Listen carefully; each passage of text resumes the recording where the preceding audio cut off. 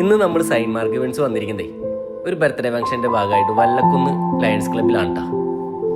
നമ്മൾ work start ചെയ്യുന്നതിന് മുന്നേ ഈ ഒരു അവസ്ഥയിലായിരുന്നു കേട്ടോ ഒന്ന് സ്റ്റേജ് കിടന്നിരുന്നത്.